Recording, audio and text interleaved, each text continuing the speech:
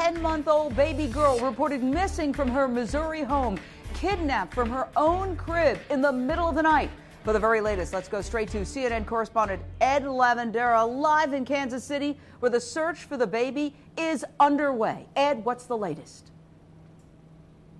Well, that search continues, and we've seen people and investigators continue to return here to the house here in this Kansas City neighborhood. That is the house you see behind me, the greenish-toned house where baby Lisa was abducted almost exactly a week ago. So clearly, as time passes by, this news becomes potentially much more devastating and much more serious. But the investigators that we've seen coming back here to this house are focusing on an area in the back of the house with, where there's a creek. We've seen them over the last few days repeatedly go back there. We've seen investigators out here with metal detectors working in the front yard and in the yards and in the areas around the house. They continue to do that. That's been an area of focus that they've done over the last 3 or 4 days. So that is what they continue to do. Despite all of that, they say they have no leads, no concrete evidence as to where baby Lisa might be.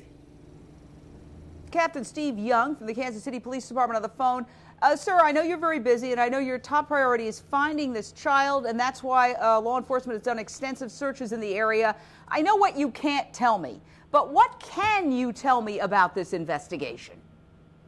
Well, the only thing I guess I can say is unfortunately, it's something I've said before. We don't have any suspects, and we're still working our tails off to try to figure out what happened.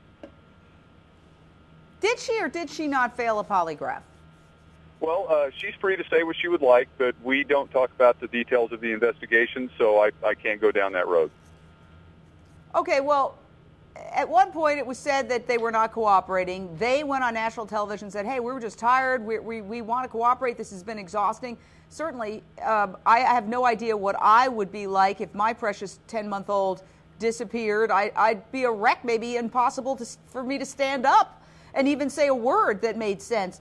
And then apparently they met with you again, and then the police have announced that they are cooperating. So what's the latest on that front, Captain? Well, you know, the way you mapped it out is correct, but we'd really rather not look backward. We're just glad that they're cooperating with the investigation again.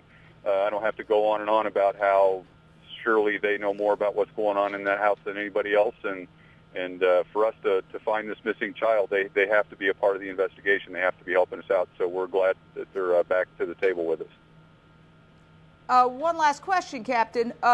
What about other possibilities? I understand there was a handyman who was in the area who disappeared and who hasn't been seen. Obviously, you checked the sex offenders. What's happening on that front? Well, you know, everybody's talking about the parents, but you can't forget that there's a whole other part of this thing, and we've, you know, tracked down. Well, I can say we've received probably by now 300 tips and leads, and we've tracked down every single one of them to have anything to go on. So our command post is operational 24 hours a day, and we're getting a lot of help from local and federal agencies that are farming people out to us, and they're coming and going from the command post all day long tracking down leads. So we're very busy.